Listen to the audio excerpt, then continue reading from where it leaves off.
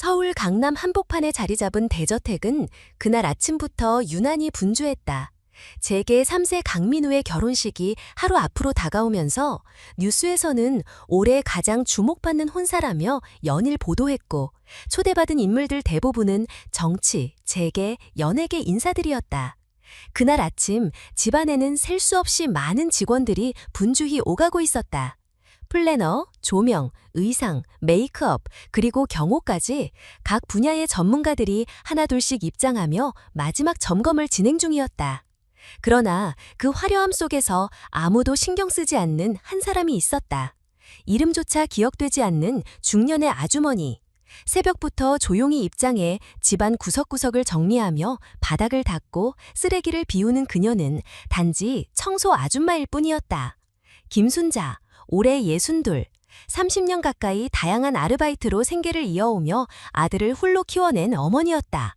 이른 새벽에도, 눈 오는 날에도, 손가락이 얼어붙을 때에도 청소를 쉬지 않았던 그녀는 그날도 예외가 아니었다.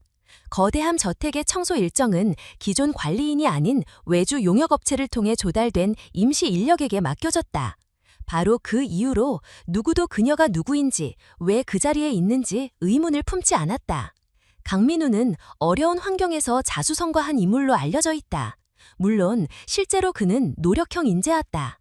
어린 시절 서울 외곽의 작은 반지하에서 자랐고, 고등학생 때부터 장학금을 놓치지 않기 위해 밤마다 편의점에서 일했다. 대학 시절 창업한 앱이 대박을 터뜨린 이후 그는 스타트 업계에서 전설로 남았고, 지금은 시가총액 수조 원을 웃도는 IT 기업의 CEO다. 그런데 아무도 모르는 비밀이 하나 있다. 그의 어머니는 그 어떤 자리에서도 공개된 적이 없으며 단 한 번도 공식 석상에 등장한 적이 없다. 강민우는 이를 철저히 지켰다. 어머니의 요청이었다. 그녀는 아들의 삶의 그림자가 되기를 원했고, 아들이 스스로 빛나는 존재로 자립하길 바랐다. 결혼식은 사실상 정략 결혼에 가까웠다. 상대는 윤하경, 대성건설의 유 회장의 외동딸로 유학파 출신이며 화려한 외모와 세련된 언변으로 상류층에서 이름이 자주 오르내리는 인물이었다. 두 사람은 공식적으로는 자연스러운 만남이라 홍보되었지만 재계에서는 이미 오래전부터 논의되어 온 결함이라는 소문이 돌았다. 무엇보다 윤하경은 결혼을 인생의 또 다른 무대라고 여겼다. 인스타그램과 매거진 커버에 익숙한 그녀는 이번 결혼식조차도 하나의 브랜드 연출로 받아들이고 있었다. 결혼식을 하루 앞둔 리허설 당일 윤하경은 예정보다 일찍 도착했다. 그녀는 대저택 입구에 들어서자마자 매니저와 스타일리스트에게 지시를 쏟아내며 빠르게 동선을 점검했다. 집안의 분위기는 이미 그녀의 존재만으로 바뀌었다. 누군가는 무의식 중에 숨을 죽였고, 누군가는 그녀의 표정을 살피며 다음 지시를 기다렸다. 그녀는 거실에서 천천히 걸어 나오며 2층으로 향하는 복도를 지나던 중 계단 아래쪽에서 노란 고무장갑을 낀 채 바닥을 닦고 있는 아주머니를 보았다. 윤하경의 눈빛은 단번에 싸늘해졌다. 그녀의 머릿속에는 왜 이런 사람이 아직도 청소를 하고 있지? 라는 생각이 먼저 들었다. 이 집은 그녀가 곧 살게 될 공간이며 이 결혼은 그녀가 만드는 브랜드 이미지의 일부였다. 그런데 그런 이미지 속에 불쾌한 요소가 나타났다고 느끼는 순간 그녀는 감정적으로 반응했다. 그녀는 주변에 누가 있건 신경 쓰지 않았다. 청소부가 바닥을 마무리하지 못했던 이유만으로 목소리를 높이며 그녀를 다그쳤다. 그리고 감정이 격해지자 갑자기 언성이 높아졌고, 결국 손에 들고 있던 물건을 떨어뜨리며 아찔한 순간이 연출되었다. 누군가는 멀찍이 서 이를 지켜보고 있었지만 아무 말도 하지 않았다. 그 순간 복도 너머에서 발걸음 소리가 들렸다. 바로 강민우였다. 그는 계획보다 일찍 집으로 돌아와 리허설을 확인하려던 참이었다. 그가 계단을 내려오던 중 윤하경의 언성이 들려왔다. 순간 그는 시선을 아래로 돌렸고 마주친 장면에 그는 말을 잃었다. 거실 한복판에서 바닥에 앉아있는 중년 여성. 그녀는 다름 아닌 자신의 어머니 김순자였다. 그는 한참을 그 자리에 멈춰서 있었다. 기억 속에서 어머니는 언제나 조용했다. 힘들다고 한 적도 없었고 아들에게 무언가를 요구한 적도 없었다. 초등학교 입학식에 유일하게 한 번 함께 간 이후 단 한 번도 공개된 자리에 서지 않았던 그녀는 그날 자신도 모르게 아들의 결혼 리허설 현장에, 그것도 가장 낮은 자리에서 존재하고 있었다. 윤하경은 아직 아무것도 몰랐다. 그녀는 방금 전까지도 자신이 한 행동에 어떤 의미가 담겨 있는지 깨닫지 못했다. 그러나 강민우는 깨달았다. 이것이 단순한 오해나 감정의 충돌이 아니라 가치를 보는 눈이 다르다는 신호라는 것을. 그리고 그날 결혼식 전날의 리허설은 조용히 마무리되지 않았다. 어떤 균열은 이미 시작되었고 그것은 앞으로의 모든 결정에 영향을 미칠 불씨가 되었다. 윤하경은 아직도 상황을 제대로 인지하지 못한 듯 주변을 둘러보았다. 자신이 방금 전에 보인 행동이 얼마나 무례했는지, 그리고 그 대상이 누구였는지조차 모르는 상태였다. 그녀는 자신의 감정이 과하다고 느끼지 않았다. 오히려 저택의 품격과 자신의 이미지에 해가 될 만한 장면을 미연에 방지했다는 생각이 먼저였다. 그녀의 머릿속은 언제나 이미지 관리로 가득 차 있었고 모든 상황은 통제 가능하다고 믿었다. 그녀는 평생 상류층 안에서 자랐다. 학창 시절부터 해외 유학, 고급 파티, 브랜드 협찬 촬영, 재벌 자녀 모임까지 일상이 남들과는 달랐다. 그 세계에서는 권위가 사람을 규정했고 직업과 배경이 인격의 척도가 되었다. 윤하경은 어릴 때부터 그런 질서 안에서 경쟁하며 인정받아왔다. 그런 그녀에게 청소부는 말 그대로 배경에 불과했다. 인사할 필요도 존중할 이유도 없는 존재였다. 그날 윤하경은 리허설에 맞춰 여러 가지 동선을 점검하던 중 계단 밑에 앉아있던 김순자를 발견했다. 눈에 거슬렸다. 이미 수차례 공간이 정리되었음에도 불구하고 누군가 청소를 계속하고 있다는 사실이 그녀에겐 불편하게 다가왔다. 특히나 촬영팀이 리허설 모습을 일부 담기 위해 준비 중이던 상황에서 화면에 우연히 노년 여성이 잡히는 건 그녀가 가장 꺼려하는 일이었다. SNS에서의 반응 하나, 온라인 커뮤니티의 평 하나가 곧 브랜드와 연결되는 것을 너무 잘 알고 있었기 때문이다. 그녀는 짜증을 감추지 않은 채 가까이 다가갔다. 그녀의 언성은 점점 높아졌고 모든 스태프들이 그녀의 표정을 살피며 침묵했다. 누구도 나서지 않았다. 강민우의 어머니인 줄은커녕 그저 또 다른 일용직 인력이라 생각했기 때문이었다. 그런 상황에서 윤하경의 태도는 오히려 자연스러워 보이기까지 했다. 김순자는 아무 말도 하지 않았다. 고개를 숙인 채 조용히 바닥을 닦았다. 그런 장면은 그곳에 있는 대부분의 사람들에게 익숙했다. 소리 없이 일하고 소리 없이 사라지는 사람이 많았기 때문이다. 하지만 윤하경은 그것을 당연하게 여겼고 자신이 그 위에 있는 존재라 믿었다. 리허설이 끝난 후 윤하경은 메이크업 팀과 함께 드레스를 다시 입어보며 조명 테스트를 진행했다. 그녀는 아까의 일이 아무 일도 아니었다는 듯 행동했다. 그러나 그녀를 지켜보는 일부 스태프들 사이에서는 작지만 무거운 침묵이 흘렀다. 방금 전 있었던 상황을 모두 목격했기 때문이다. 누구도 말은 하지 않았지만 그 감정은 분명히 남아있었다. 그 무렵 강민우는 어머니와 따로 대화를 나누지 않았다. 그는 이미 많은 생각을 하고 있었고 그 생각을 입 밖으로 꺼낼 준비가 되지 않았다. 그는 윤하경이 여전히 모든 것을 통제하고 있다는 착각 속에 머물러 있는 것을 보고 자신이 놓쳤던 많은 것들을 떠올렸다. 그동안 왜 어머니를 숨겼는지, 왜 이 결혼이 자연스럽지 않은지를 자문했다. 하지만 윤하경은 아무런 변화도 없었다. 오히려 강민우에게 다가와 웨딩사진 포즈를 함께 맞추자고 제안했고 기자들과의 인터뷰 응답도 미리 준비해오자며 서류를 내밀었다. 그녀는 모든 것을 기획하고 계산하고 있었다.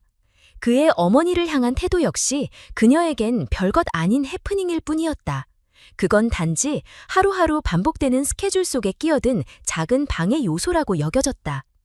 그날 저녁 윤하경은 아버지 유 회장과 통화를 하며 결혼 후 브랜드와 콜라보 계약건에 대해 논의했다. 유 회장은 이미 여러 기업과의 전략적 제휴를 염두에 두고 있었고 강민우의 기업은 그 교두보 중 하나였다. 그는 딸에게 거듭 강조했다. 감정에 휘둘리지 말고 실익을 생각하라고. 윤하경은 그 말을 새겨듣는 타입이었다. 그녀에게 결혼은 감정이 아닌 전략이었다.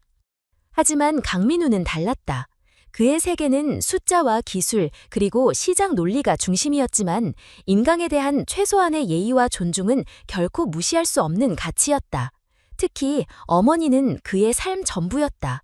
그네의 손끝에서 시작된 인생, 그 희생의 무게를 누구보다 잘 알고 있었기에 그날의 장면은 단순한 충돌로 끝날 수 없었다. 다음 날 아침 결혼식 본식 몇 시간 전, 윤하경은 메이크업 아티스트에게 의상을 다시 점검시키며 사진 촬영 순서를 확인했다. 그녀는 여전히 평소처럼 완벽한 흐름을 그리며 움직였다. 이미 포털 사이트 메인에는 강민우, 윤하경 결혼식 생중계가 예고되고 있었고 SNS에는 하객 인증샷이 속속 올라오고 있었다. 모두가 기대하는 꿈의 결혼식이었다. 그러나 아무도 몰랐다. 결혼식이 시작되기도 전에 가장 중요한 선택이 이미 강민우의 마음속에서 내려졌다는 것을. 그는 리허설 이후 단 한 번도 윤하경을 똑바로 바라보지 않았다. 그녀가 말할 때 고개를 끄덕였고 손을 내밀면 응했지만 눈빛은 그날 이후 단 한 번도 따뜻하지 않았다. 김순자는 여전히 아무 말도 하지 않았다. 그녀는 식당 한쪽에서 준비된 도시락을 조용히 먹었고 누가 다가와도 미소만 지었다. 그녀는 자신이 해고당할지도 모른다는 생각을 했지만 걱정하지 않았다. 아들이 무엇을 결정하든 그녀는 개입하지 않기로 했기 때문이다. 그녀는 늘 그랬다. 그저 옆에서 조용히 바라볼 뿐이었다. 그러나 윤하경은 아무것도 모른 채 스튜디오에서 마지막 헤어 손질을 받고 있었다. 그날이 인생 최고의 날이 될 것이라고 믿으며 그녀는 자신이 만들어온 완벽한 서사에 조금의 흠도 생기지 않기를 바랐다. 그녀는 아직 깨닫지 못했다. 그 서사가 단 한 사람으로 인해 완전히 무너질 수 있다는 것을. 그 사람은 다름 아닌 자신이 무시하고 비하했던 그 늙은 여성, 그리고 그 여성은 바로 강민우의 어머니였다. 결혼식 본식이 시작되기 전 대저택안은 극도의 긴장과 흥분이 교차하고 있었다. 플래너들은 무전기를 손에 쥐고 하객 입장 동선을 체크했고 경호팀은 정문 앞에서 하객 명단을 다시 확인하며 언론 접근을 철저히 차단하고 있었다. 강민우는 드레스룸에 혼자 앉아 있었다. 손에 들려있던 핸드폰은 몇 번이고 울렸지만 그는 끝내 받지 않았다. 발신자는 윤하경이었다. 그는 이미 전날 밤 결정을 내리고도 아직 단 한 사람에게도 알리지 않았다. 몇 시간 전만 해도 그는 그날을 인생의 전환점으로 여겼다. 가족을 이루고 새로운 단계로 나아가는 출발점. 그러나 리허설 당시 목격한 광경은 그 모든 계획을 송두리째 흔들어 놓았다. 그는 윤하경이 자신이 가장 소중히 여기는 사람을 어떻게 대하는지를 보았다. 무심함이 아니라 모욕이었다. 실수가 아니라 판단이었다. 그녀는 선택한 것이었다. 자신의 이미지를 지키기 위해 누군가를 무시하고 그 상처에 대해 사과조차 하지 않는 사람을 그는 옆에 둘 수 없었다. 결혼식장 한켠에서는 하객들이 하나둘씩 자리를 채우고 있었다. 재계 인사, 연예계 유명인, 정치권 인물까지 모두 도착했으며 일부 방송국 카메라는 행사 장면을 담기 위해 분주하게 움직이고 있었다. 대성건설 유 회장은 하객들에게 인사를 돌며 딸의 결혼에 대해 자랑스럽게 설명하고 있었다. 아무도 사전에 어떤 이상 기류를 감지하지 못했다. 모든 게 완벽하게 짜인 각본처럼 흘러가고 있었기 때문이다. 한편 윤하경은 대기실에서 마지막 메이크업을 받으며 거울을 응시하고 있었다. 거울 속 자신의 모습에 만족한 듯 입꼬리를 올렸고 드레스핏도 완벽했다.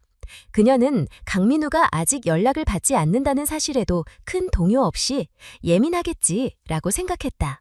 그녀에게 있어 중요한 것은 지금 이 순간 수많은 카메라와 사람들 앞에서 이상적인 신부로 보이는 것이었다. 바로 그때였다. 웨딩 플래너가 조심스럽게 그녀를 찾았다. 강민우가 결혼식 입장을 거부했다는 말은 하지 못했다. 대신 신랑 측에서 약간의 변동사항이 있다며 시간을 조금 늦춰야 한다고만 전했다. 윤하경은 의아해했지만 겉으로는 태연한 척하며 고개를 끄덕였다. 그녀는 그런 일쯤은 충분히 컨트롤할 수 있다고 믿었다. 그러나 플래너는 이미 강민우에게서 직접 들은 말을 가슴에 품고 있었다. 지금 결혼식을 진행하지 않겠다. 나는 어머니를 모욕한 사람과 한 가정을 꾸릴 수 없다. 그 말은 너무 단호했고 되돌릴 수 없는 결정이었다. 플래너는 해당 내용을 유 회장 측에도 바로 알릴 수 없었다. 정보가 공개되는 순간 현장은 통제 불가능해질 것이 뻔했기 때문이다. 드디어 입장 시간이 다가왔고 음악이 울렸다. 그러나 신랑 측 입장 순서가 시작되지 않았다. 10초, 20초, 그리고 1분 모두가 웅성이기 시작했다. 무대 위 사회자는 당황한 기색을 감추며 기술적 문제가 발생했다며 시간을 벌었다. 유 회장은 얼굴이 굳기 시작했고 일부 하객들은 벌써 이상한 낌새를 느꼈다. 그 순간 강민유가 입장 문 앞에 모습을 드러냈다. 혼자였다. 그는 턱시도를 입었지만 표정은 결혼식의 그것과는 달랐다. 그는 단상 앞으로 걸어갔다. 모두의 시선이 그에게 향했다. 그는 마이크를 잡고 단 한 문장만을 말했다. 오늘 결혼은 없습니다. 순식간에 장내가 술렁였다. 누군가는 탄식을 내뱉었고 누군가는 이해하지 못한 채 바라봤다. 하지만 가장 충격을 받은 이는 윤하경이었다. 그녀는 말을 잃었다. 스태프가 그녀에게 다가와 속삭였지만 아무런 반응이 없었다. 이 모든 것이 현실인지 믿기 어려웠다. 강민우는 이어서 말했다. 사람을 존중하지 않는 사람과는 평생을 함께할 수 없습니다. 저는 어머니를 낮춰본 사람을 제 아내로 받아들일 수 없습니다. 그제야 일부 하객들은 상황을 이해하기 시작했다. 결혼식 전날 리허설에서 무슨 일이 있었는지를 아는 사람은 거의 없었지만 그의 말은 설명 이상의 무게를 지니고 있었다. 뒤늦게 유 회장이 무대로 향했다. 그는 딸을 바라보며 당장 철회하라고 소리쳤다. 하지만 강민우는 고개를 돌리지 않았다. 그는 이미 결정을 내렸고 그 결정을 모두 앞에서 선언했다. 그 어떤 권력이나 자본도 그의 판단을 바꿀 수 없었다. 그는 어머니 김순자를 향해 걸어갔다. 그녀는 대기석 한쪽에 조용히 앉아 있었다. 모든 이가 그녀를 바라보았다. 이전에는 아무도 주목하지 않던 존재가 그 순간 모든 중심에 있었다. 윤하경은 마침내 움직였다. 드레스를 끌고 무대 뒤편으로 사라졌다. 눈물도 없었다.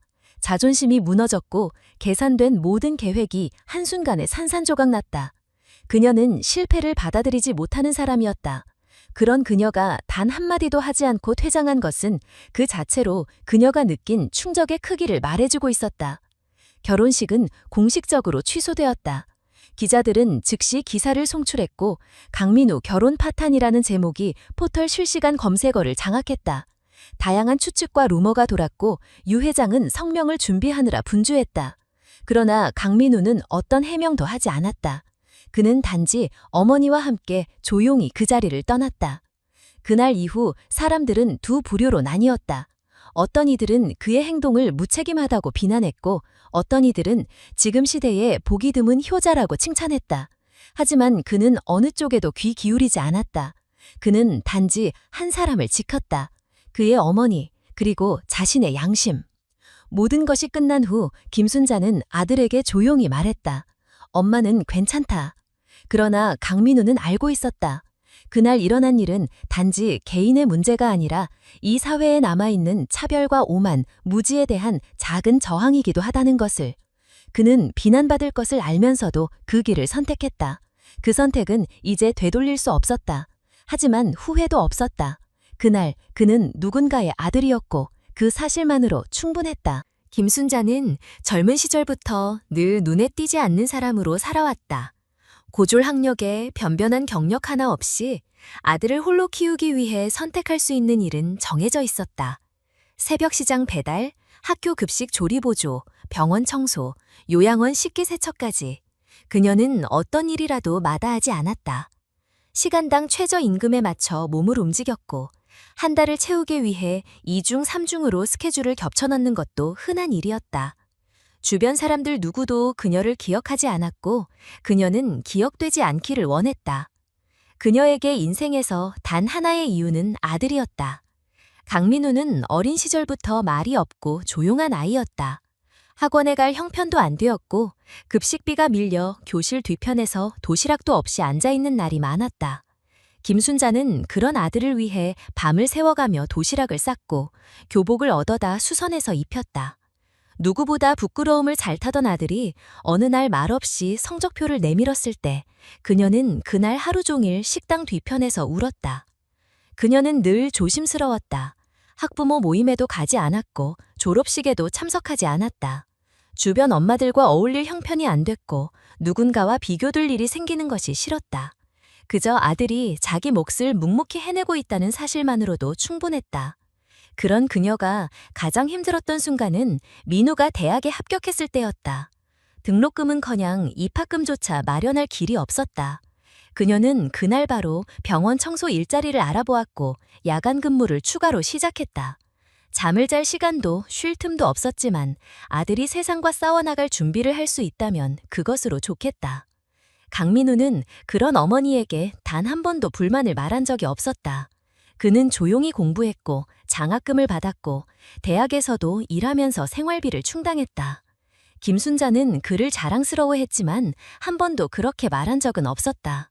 그녀는 자신의 삶이 드러나는 것을 원치 않았다.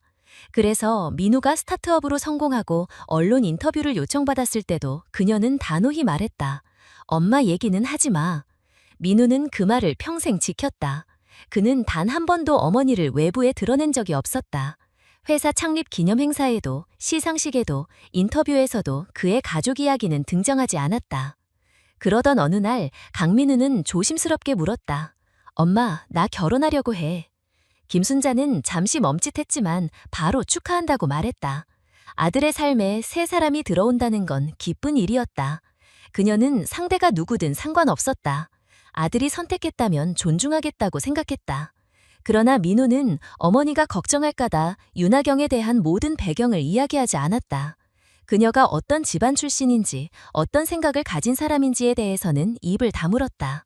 어머니가 자신 때문에 위축될까봐, 불필요한 부담을 느낄까봐 그는 모든 걸 혼자 감당했다. 결혼 준비가 시작되면서 김순자는 가능한 한 아들에게 방해가 되지 않으려 했다. 초대 손님 명단에도 자신의 이름을 넣지 않았고 식장 좌석도 마련하지 말라고 했다. 민호는 끝까지 어머니를 앞줄에 앉히고 싶어 했지만 그녀는 단호했다. 나는 뒷자리에서 조용히 볼게. 그게 엄마한텐 제일 편해. 그 말에 민호는 더 이상 말하지 못했다. 결혼식 전날 김순자는 저택의 청소 인력 명단 아래 이름을 올렸다. 그녀는 일부러 그렇게 했다. 외부 용역업체에 직접 연락해 자신의 정체를 숨긴 채 단기 계약을 맺었다. 그녀는 아들의 결혼식 장소를 직접 청소하고 싶었다.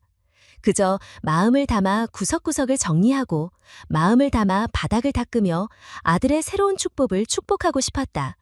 그건 그녀만의 방식이었다. 하지만 윤하경은 그녀를 알아보지 못했다. 물론 그럴 수밖에 없었다. 두 사람은 한 번도 제대로 마주한 적이 없었고 민호는 어머니를 윤하경에게 소개하지 않았다. 김순자는 자신이 그저 청소부로 여겨지는 상황에 대해 아무런 불만도 없었다. 오히려 그게 편했다. 하지만 그녀는 상상하지 못했다. 자신의 존재가 누군가에게 모욕의 대상이 될 줄은. 그날 계단못에서 무릎 꿇고 바닥을 닦고 있던 그녀에게 다가온 윤하경의 날선 목소리는 단순한 항의가 아니었다. 그건 권력의 언어였고 사회적 위치에서 나오는 무시였다. 그녀는 짧은 순간 당황했지만 말을 하지 않았다. 그저 시선을 피하고 조용히 물러서려 했다. 하지만 윤하경은 멈추지 않았고 결국 주변 스태프들 앞에서 그녀를 공개적으로 비하했다. 김순자는 모욕감보다는 당혹감이 더 컸다. 이 상황이 아들에게 알려지면 안 된다는 생각뿐이었다. 그녀는 조용히 자리를 정리하고 물을 쏟은 자국을 닦아냈다. 아무도 그녀에게 다가와 사과하지 않았다. 모두가 눈을 피했다. 그녀는 익숙했다. 그런 시선에, 그런 침묵에. 그날 저녁 그녀는 아무 일도 없었다는 듯 집으로 돌아갔다. 그러나 민우는 이미 알고 있었다. 플래너를 통해 현장의 상황을 전해 들었고 CCTV를 확인했다. 그는 분노보다 슬픔이 먼저 찾아왔다. 어머니가 그렇게 대우받는 모습을 본 것은 처음이었다. 무엇보다 그 순간까지 어머니가 자신에게 아무런 말도 하지 않았다는 사실이 가슴을 먹먹하게 만들었다. 그는 단 하루 만에 모든 결정을 내렸다. 그는 어머니에게 아무 말도 하지 않았다. 대신 그녀를 바라보며 마음속으로 다짐했다. 이 결혼은 여기서 끝이다. 그는 선택했다. 사랑이 아닌 존중을, 체면이 아닌 양심을. 그 선택은 앞으로 그가 걸어갈 모든 길에 영향을 미칠 것이 분명했지만 그는 주저하지 않았다. 그리고 다음 날 그는 모두의 앞에서 결혼을 취소했다. 어머니는 그날의 진실을 안호에게도 말하지 않았다. 기자가 찾아와 물었고 지인들이 연락을 했지만 그녀는 묵묵히 웃으며 답을 피했다. 그녀에게 중요한 건 아들이 자신을 위해 목소리를 냈다는 그 사실 하나였다. 그것이면 충분했다. 결혼식이 파행으로 끝난 다음 날, 강민우는 대중 앞에 모습을 드러내지 않았다. 공식 입장도 내지 않았고 언론의 질문에도 침묵했다. 대성건설과의 합작 프로젝트는 즉시 중단되었고 유 회장 측은 모든 계약 철회를 통보하며 법적 검토에 들어갔다. 수천억 원 규모의 협약이 무산됐고 증권가는 충격에 빠졌다. 강민우가 운영하는 회사의 주가는 그날 오후부터 하락세로 전환되었고 온라인상에서는 다양한 반응이 쏟아졌다. 한편 윤하경은 외부와의 모든 연락을 끊고 종적을 감췄다. 그녀는 SNS 계정을 비공개로 전환하고 언론 인터뷰 요청을 모두 거절했다. 가족과 가까운 지인 몇몇만이 그녀의 상태를 알고 있었지만 누구도 그녀를 위로하지 못했다. 그녀는 인생에서 처음으로 자신이 통제할 수 없는 상황을 맞이한 것이었다. 평생 철저히 준비하고 계산했던 모든 계획이 한순간에 무너졌다. 아무도 예상하지 못했던 단어 하나, 어머니라는 이름이 모든 질서를 무너뜨렸다. 강민우는 본사로 출근하지 않았다. 그는 어머니와 함께 서울 외곽에 있는 작은 주택으로 이동했다. 그 집은 과거 자신이 어린 시절을 보냈던 단칸방 바로 옆 골목에 있었다. 그는 모든 회의 일정을 취소하고 언론 보도를 차단했다. 직원들에게도 다시 시작할 준비가 되면 알리겠다는 짧은 메시지만 남겼다. 임원진은 혼란에 빠졌고 일부 투자자들은 압박을 시작했지만 그는 단호했다. 그에겐 지금 어머니와 단둘이 시간을 보내는 일이 우선이었다. 그날 저녁 두 사람은 함께 식사를 했다. 김순자는 특별한 말을 하지 않았다. 평소처럼 밥을 지었고 반찬을 꺼내고 조용히 밥상을 차렸다. 민우는 그 앞에서 숟가락을 들지 못했다. 마음속 무거운 감정이 너무 커서 말이 나오지 않았다. 결국 그는 조용히 입을 열었다. 엄마, 미안해. 그녀는 고개를 저었다. 미안할 일 아니야. 짧은 대화였지만 서로의 마음은 이미 전달되고 있었다. 며칠 뒤 회사 내부에서 긴급 회의가 열렸다. 일부 이사는 민우의 결정을 비판하며 사적인 감정으로 기업의 미래를 흔들었다고 주장했다. 다른 한편에서는 대표가 기업의 정체성과 가치를 분명히 보여준 사건이라며 그를 지지했다. 내부 분위기는 엇갈렸고 외부 평가는 더 심했다. 포털 사이트에는 강민우 무책임한 CEO인가 시대의 상징인가 라는 제목의 기사들이 쏟아졌다. 그 와중에도 민우는 한 가지도 후회하지 않았다. 그는 하루에도 수십 통의 연락을 받았지만 모든 제안을 거절했다. 몇몇 대형 방송사는 그에게 단독 인터뷰를 제안했고 출판사에서는 에세이 출간 제안까지 들고 나왔다. 그는 모두 거절했다. 이유는 간단했다. 이 일은 이야기로 포장될 성질의 것이 아니었고 관심을 소비하는 방식으로 이용되고 싶지 않았다. 그러던 중 한 통의 편지가 도착했다.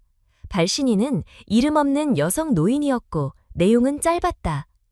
당신의 결정을 보고 내 아들도 나를 부끄럽지 않게 생각해줬으면 좋겠다고 처음으로 기도했습니다. 고맙습니다. 민우는 그 편지를 조용히 접어 서랍에 넣었다. 그날 밤 그는 처음으로 혼자 눈물을 흘렸다. 복잡한 감정이었다. 분노, 안도, 슬픔, 그리고 해방감이 뒤섞인 감정이었다. 이후 일부 언론은 김순자에 대해 파고들기 시작했다. 그녀가 어떤 인물인지, 어디서 살았는지, 무슨 일을 했는지 밝혀내려 했다. 하지만 김순자는 모든 취재 요청을 거절했다. 그녀는 카메라 앞에 서고 싶지 않았다. 자신의 존재가 다시 민우에게 부담이 되지 않기를 바랐다. 그래서 그녀는 모든 인터뷰를 피하고 그저 평소처럼 살아가고자 했다. 어느 날 민우는 어머니와 함께 시장에 갔다. 예전엔 어머니가 장을 볼 때면 항상 혼자였고 사람들의 시선을 피하려 고개를 숙이곤 했다. 하지만 그날은 달랐다. 상인 몇몇이 그녀를 알아보았고 조심스레 인사를 건넸다. 어머님, 정말 훌륭하신 분이에요. 김순자는 머쓱하게 웃었지만 민우는 그 순간을 잊지 못했다. 그녀가 처음으로 사회로부터 존중받는다는 감정을 느낀 날이었다. 같은 시기 회사 내부에서도 변화가 일기 시작했다. 일부 직원들은 자발적으로 존중 문화를 주제로 한 사내 프로그램을 기획했다. 청소, 경비, 배달 인력 등 일용직 직원들을 위한 감사 이벤트가 진행되었고, 회의실 명칭도 기존의 숫자 대신 무명 노동자들의 이름을 딴 공간으로 변경되었다. 이러한 변화는 외부 언론에 알려졌고 사회적으로도 큰 반향을 일으켰다. 하지만 여전히 민우에 대한 비판은 존재했다. 어떤 이들은 그가 감성에 치우쳐 리더십을 상실했다고 했고, 어떤 이들은 그의 결정이 비즈니스 세계에서는 어리석다고 주장했다. 그 모든 평가에 대해 민우는 침묵으로 일관했다. 그는 말 대신 행동을 선택했다. 그리고 자신이 지키고 싶은 가치를 묵묵히 실천해 나갔다. 김순자는 여전히 조용히 살고 있었다. 그녀는 언젠가부터 이웃 주민들에게 강 대표 어머니라고 불리기 시작했지만 정작 본인은 여전히 순자 씨라 불리는 것이 더 편했다. 그녀는 유명해지기를 원하지 않았다. 그녀에게 중요한 건 아들이 바르게 살고 있다는 사실 하나뿐이었다. 그리고 그날 이후로 그녀는 다시는 청소일을 하지 않았다. 강민우가 단호히 말했다. 이제는 엄마가 쉬어야 할 시간이에요. 그녀는 잠시 망설였지만 이번만큼은 아들의 말을 따르기로 했다. 평생을 아들을 위해 살아왔기에 이제는 아들이 건넨 휴식을 받아들이는 것도 하나의 사랑이라고 믿었다.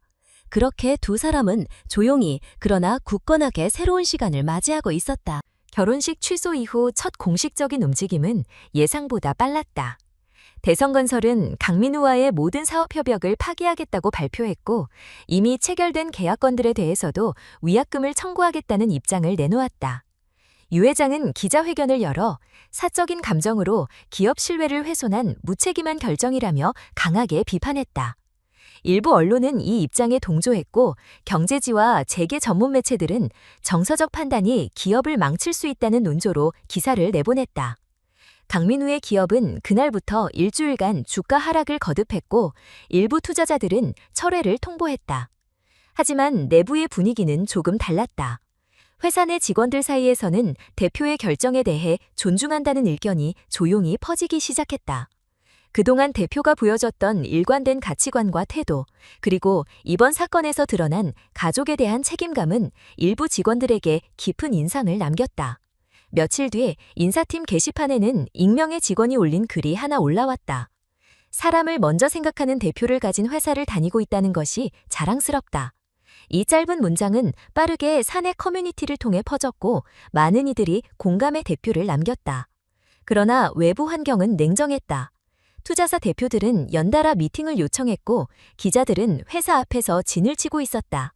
광고주들은 향후 계약 진행 여부를 보류하겠다고 통보했고, 브랜드 파트너십 몇 건은 이미 취소되었다.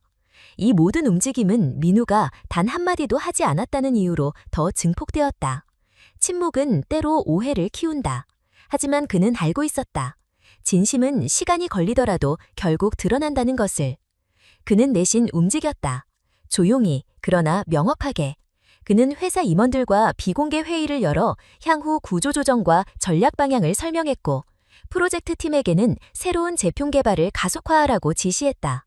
우리는 숫자가 아닌 실매로 가는 기업이 되어야 한다. 짧은 메시지였지만 그의 의도는 분명했다. 위기를 단기적 손실로 치부하지 않겠다는 의지였다. 같은 시기 윤하경은 자택에서 사실상 칩거 상태에 들어갔다. 그녀는 언론과의 접촉을 거부했고 주변 인물들과의 연락도 끊었다. 가족 내부에서도 책임 공방이 오갔다.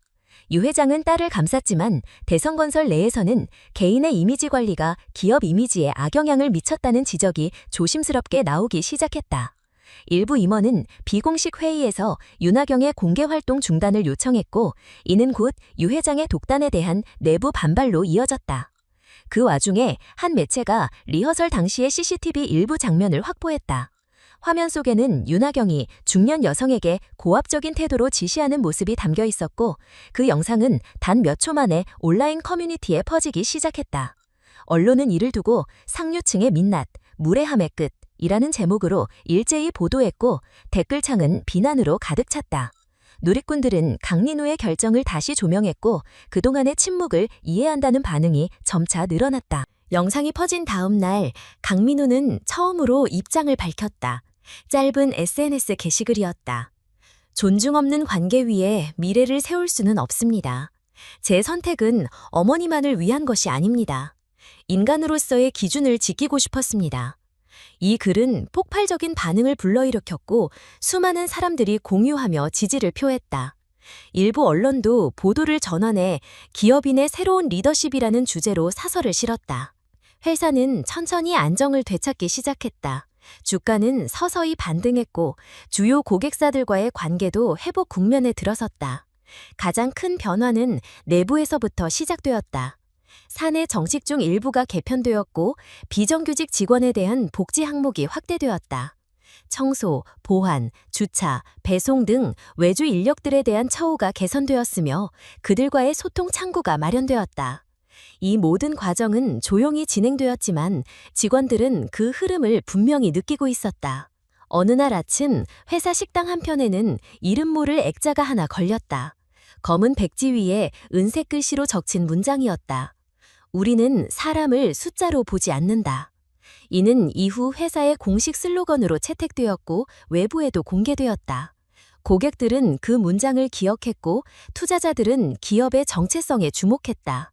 이미지 회복은 숫자로 환산되지 않았지만 브랜드 가치라는 측면에서 의미 있는 변화였다. 김순자는 이 모든 상황을 TV도 인터넷도 보지 않은 채 조용히 지켜보고 있었다. 그녀는 여전히 동네 시장에서 장을 보고 아들과 함께 아침을 먹고 골목을 산책했다. 그녀에게는 지금이 처음으로 편안한 시간이었다. 누구의 시선을 의식하지 않고 누구의 눈치를 보지 않고 하루를 보낼 수 있다는 것, 그것만으로 충분했다. 하지만 그녀는 아들이 더 이상 고통받지 않기를 바랐다. 어느 날 저녁 식사 중 그녀는 조용히 입을 열었다. 민우야, 엄마 때문에 너무 힘들어하지 마. 민우는 대답하지 않았다. 대신 고개를 끄덕였고 식사를 마친 뒤 그녀의 앞에 봉투 하나를 꺼냈다. 안에는 한 장의 서류가 들어있었다. 김순자 명의의 장학재단 설립 관련 이사회 승인서. 그녀는 서류를 읽다 말고 고개를 들었다. 엄마 이름으로 이런 걸 왜? 민우는 웃으며 말했다. 엄마처럼 살아온 사람들을 도우려면 엄마 이름이어야 해요. 그날 이후 재단 설립 준비가 시작되었다. 대상은 저소득층 가정의 청소년, 청소, 급식 등 비정규직 노동자의 자녀, 외국인 근로자의 아이들까지 포함되었다. 김순자는 다시는 청소 일을 하지 않았지만 여전히 사람들을 위해 움직이고 있었다. 그녀의 삶은 조용했지만 그 영향은 조용하지 않았다. 이 모든 과정은 여전히 진행 중이었다. 하지만 한 가지는 분명했다. 강민우의 결정은 단순히 결혼을 취소한 사건이 아니라 한국 사회에 던진 하나의 질문이었다. 우리는 무엇을 기준으로 사람을 판단하고 있는가? 그리고 우리는 과연 누군가의 땀과 침묵을 진심으로 존중하고 있었는가? 그 질문에 많은 이들이 이제야 처음으로 귀를 기울이기 시작했다. 영상이 퍼진 후 대중의 반응은 급속히 바뀌기 시작했다. 처음엔 강민우의 결혼 취소 결정에 대해 무책임하다는 비판이 많았지만 리허설 당시의 영상이 공개되자 분위기는 완전히 반전됐다. 윤하경의 태도는 상류층의 오만함과 무례함을 상징하는 대표적인 사례로 확산됐고 온라인 커뮤니티와 뉴스 댓글창은 비난으로 가득 찼다. 대성건설은 별도의 해명을 내놓지 않았고 유화장도 공식적인 대응을 미뤘다. 침묵은 곧 인정으로 받아들여졌고 윤하경은 사실상 모든 사회 활동에서 자취를 감췄다. 그 사이 강민우의 회사는 느리지만 단단하게 회복세를 보이기 시작했다. 실적이 빠르게 반등한 것은 아니었지만 회사의 가치와 철학에 대한 외부의 평가가 긍정적으로 바뀌기 시작했다. 소비자들은 강민우가 내세운 사람 중심 경영에 신뢰를 보였고 일부 투자자들은 재투자를 검토하기 시작했다. 외신에서도 그의 사례를 조명했다.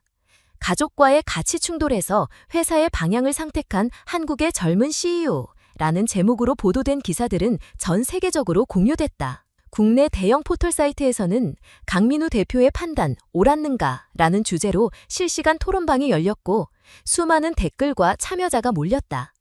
과거 그의 행동을 비판하던 사람들 중 일부는 의견을 바꾸었다. 지금 생각해보면 우리가 너무 감정적인 결론만 봤던 것 같다. 영상 보니까 그건 결혼을 취소할 수밖에 없는 상황이었다. 이런 글들이 점차 많아지면서 사회 전반에 걸쳐 존중과 배려에 대한 화두가 다시 떠올랐다. 그 여파는 예상보다 넓고 깊게 퍼졌다. 각종 기업에서는 사내 교육 자료에 무의식적 차별과 직장 내 존중 문화를 주제로 한 내용을 포함시키기 시작했고, 일부 대학에서는 사례 분석 수업으로 강민우의 결정을 다루었다. 특히 청년층 사이에서는 그에 대한 존경과 공감이 높았다. 우리는 늘 결과만 따졌는데 이제는 과정도 중요하게 여겨야 하지 않겠냐는 식의 담론이 확산됐다. 한편 김순자는 여전히 평범한 일상을 보내고 있었다. 동네 주민들은 그녀를 알아보기 시작했지만 그녀는 예전처럼 시장에 나가고 마을 회관에서 봉사활동을 이어갔다. 그녀의 존재가 더 이상 숨겨진 그림자가 아니라 당당히 드러난 한 사람의 인생으로 받아들인다는 것을 실감하는 순간이 많아졌다. 하지만 그녀는 변하지 않았다. 여전히 조용했고 여전히 다른 사람들의 이야기를 먼저 들으려 했다. 내 이야긴 별거 없어요. 그녀는 항상 그렇게 말했고 사람들은 그 말의 진심을 알게 되었다. 하루는 지역 방송국에서 인터뷰 요청이 들어왔다. 강민우가 아닌 김순자를 단독으로 조명하려는 기획이었다. 제작진은 그녀가 한국 사회의 어머니상을 대표할 수 있다고 판단했고 그의 선택을 이해하게 한 배경이 궁금하다고 했다. 김순자는 처음엔 거절했지만 며칠 후 조용히 제작진에게 전화를 걸었다. 단 한 가지 조건이 있었다. 내가 했던 일들을 미화하지 말아주세요. 그냥 그렇게 살아왔을 뿐이에요. 인터뷰는 그렇게 진행되었고 방송이 나간 후 수많은 시청자들이 감동을 받았다. 방송 이후 지역 복지센터에는 어머니를 닮고 싶다는 편지가 수십 통씩 도착했고 이름 모른 후원금도 이어졌다. 그즈음 순자재단의 첫 장학금 수여식이 열렸다. 장소는 화려하지 않았지만 참석자들의 눈빛은 누구보다 진지했다. 수혜 대상자들은 대부분 저소득 가정의 자녀들이었고 부모 중에는 건설 현장 노동자, 급식실 조리원, 청소 노동자, 외국인 근로자들이 있었다. 김순자는 수상자 한 명 한 명의 이름을 직접 불러주었고 준비된 장학증서에는 모두 손글씨로 된 응원의 문장이 적혀 있었다. 세상은 너를 모르지만 너는 세상을 바꿀 수 있어. 그날 수여식 이후 SNS에는 한 장의 사진이 빠르게 퍼졌다. 김순자가 한 학생과 손을 맞잡고 웃고 있는 모습이었다. 그 사진은 많은 사람들에게 따뜻한 울림을 주었고 댓글에는 우리 어머니 같다. 저분이 진짜 어른이다. 같은 말들이 가득했다. 언론도 다시 한번 그녀를 조명했다. 말없이 삶을 지켜낸 여성, 한국을 바꾸다. 과장된 제목이라는 반응도 있었지만 대부분은 진심으로 고개를 끄덕였다. 강민우는 어느 인터뷰도 직접 수락하지 않았다. 다만 재단 수여식이 끝난 다음 날 사내 메일을 통해 직원들에게 짧은 글을 보냈다. 우리는 누군가의 희생 위에서 존재합니다. 그 사실을 잊지 않겠습니다. 이 문장은 회사 내부 벽면에 새겨졌고 이후 신규 직원 교육 과정의 첫 번째 슬라이드가 되었다. 그리고 그해 겨울 김순자는 자신이 평생 살았던 작은 골목길을 마지막으로 걸었다. 강민우가 그녀를 위해 마련한 새로운 집으로 이사하는 날이었다. 낡은 전세방에서 넓은 주택으로 옮기는 것이었지만 그녀는 아쉬운 기색이 역력했다. 여기서 많은 걸 배웠거든. 그녀는 그렇게 말하며 마지막으로 이웃들에게 떡을 돌렸다. 사람들은 그녀의 손을 잡고 눈물을 흘렸다. 새로운 집에 도착한 날 밤 민우는 어머니에게 물었다. 엄마, 지금은 좀 편해요? 김순자는 조용히 대답했다. 응, 근데 민우야, 엄마는 그날 이후로 마음이 더 편해졌어.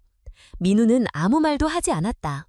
대신 조용히 창밖을 바라보며 그간의 모든 순간들을 떠올렸다. 그리고 그 순간 그는 알게 됐다. 세상은 여전히 완벽하지 않지만 어떤 결정은 세상을 조금 더 나아지게 만든다는 것을.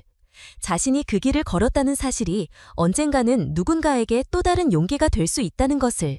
그렇게 그들은 조용히 그러나 담담하게 또 하루를 살아갔다. 강민우는 매일 새벽 어머니보다 먼저 일어났다.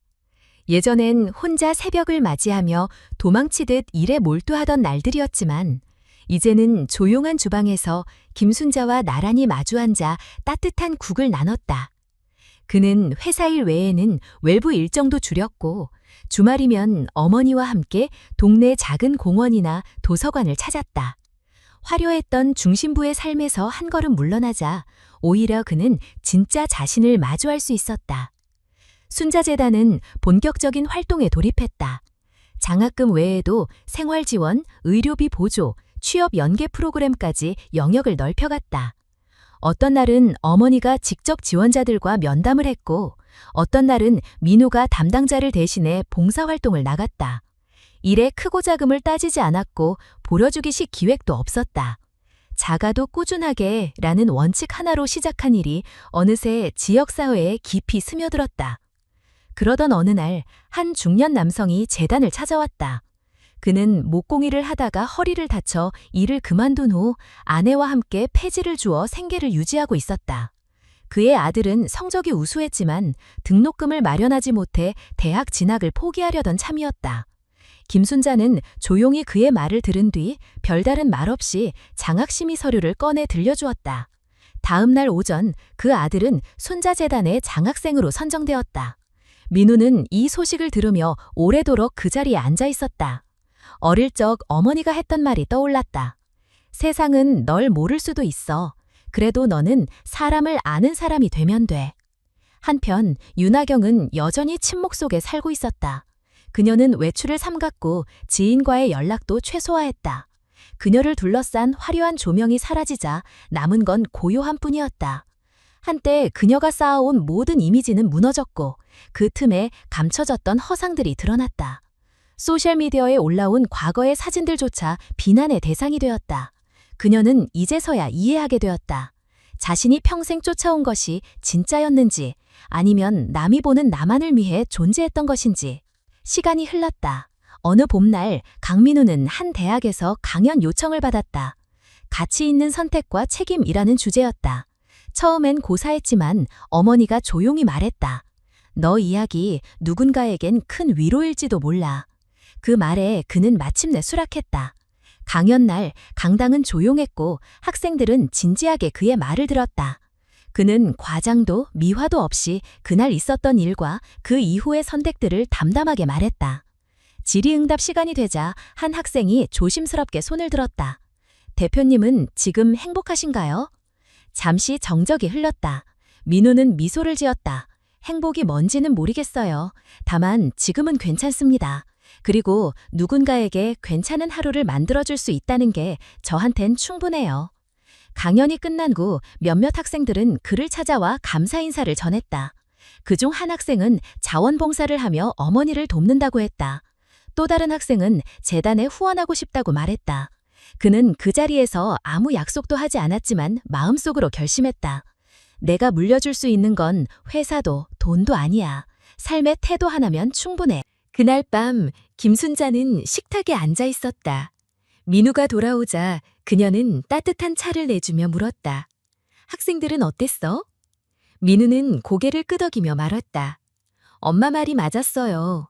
이야기를 나눈다는 건 서로를 이해하게 만드는 힘이 있더라고요. 그녀는 조용히 웃었다. 그래, 말이라는 건 원래 그런 거야. 그리고 며칠 뒤 재단 창립 1주년을 맞아 소규모 행사가 열렸다. 참석자는 많지 않았지만 그 자리에 있던 모두가 한 가지 공통점을 가졌다. 누군가의 희생으로 삶을 이어온 사람들이었다. 그들은 김순자의 손을 잡고 강민우의 등을 두드리며 말했다. 당신들 덕분에 오늘이 있었습니다. 그날 행사 말미 민우는 마지막 인사말을 하며 이렇게 말했다. 이 재단은 어머니의 이름으로 시작되었지만 이제는 우리 모두의 이름으로 이어지길 바랍니다. 어떤 이름도 어떤 직업도 사람의 가치를 정하지 못합니다. 우리가 누군가를 존중할 때 그 사람이 빛나는 거니까요. 행사가 끝난 뒤 저녁 무렵 두 사람은 천천히 집으로 돌아갔다. 평소처럼 조용한 골목, 익숙한 가게 간판들, 오가는 이웃들의 인사. 김순자는 조용히 말했다. 민우야, 너 많이 달라졌네. 민우는 잠시 멈췄다가 웃으며 대답했다. 엄마 닮았나 봐요. 그날 밤 민우는 혼자 책상 앞에 앉아 편지를 썼다. 수신이는 정해지지 않은 이름 없는 사람을 위한 것이었다. 당신이 누구든 어떤 삶을 살았든 세상에 환영받지 못하는 순간이 있더라도 당신의 존재는 그 자체로 소중합니다. 어떤 이유로든 스스로를 작게 여기지 말아주세요. 우리 모두는 누군가의 희생 위에 서 있고 누군가의 눈물로 지탱된 시간 위에 살아가고 있습니다. 그러니 이제는 당신의 삶도 존중받을 차례입니다. 그리고 그는 펜을 내려놓고 창밖을 바라봤다. 어둠은 조용히 내려앉았고 저 멀리 창문 틈 사이로 은은한 불빛 하나가 반짝였다. 아주 오래전 어머니가 혼자 일하던 밤을 닮은 빛이었다. 그는 그 빛을 오래도록 바라보았다. 사람은 완벽할 수 없지만 누군가를 존중하며 살아갈 수는 있다. 그 한 가지가 결국 세상을 바꾸는 시작이 된다. 오늘 이야기에 귀 기울여 주신 모든 분들께 진심으로 감사드립니다. 이 이야기는 단순한 결혼식의 파탄이 아니라 사람을 대하는 태도, 존중의 의미, 그리고 우리가 진정으로 소중히 여겨야 할 것이 무엇인지에 대해 깊이 생각하게 만드는 이야기였습니다. 보이지 않는 곳에서 묵묵히 살아가는 이들의 삶, 그리고 그들의 희생을 당연하게 여기지 않고 마음으로 존중하는 태도가 세상을 바꾸는 출발점이 될 수 있음을 다시 한번 느낍니다. 어쩌면 우리 주변에도 김순자 씨처럼 말없이 하루하루를 살아가는 이들이 있을지도 모릅니다. 그분들의 존재를 인정하고 그들의 노고에 감사하며 살아가는 세상이 되기를 바랍니다. 작은 행동 하나, 따뜻한 말 한마디가 누군가에겐 큰 위로가 될 수 있습니다. 오늘 이야기가 여러분의 마음에 따뜻한 울림으로 남기를 바랍니다. 이런 의미 있는 이야기를 앞으로도 계속 전해드릴 수 있도록 여러분의 응원이 큰 힘이 됩니다. 아래 좋아요를 눌러주시고 느낀 점이나 생각을 댓글로 남겨주세요. 그리고 채널을 구독해주시면 더 많은 이야기로 찾아볼 수 있습니다. 다시 한번 진심으로 감사드리며 모두의 하루가 따뜻하길 바랍니다.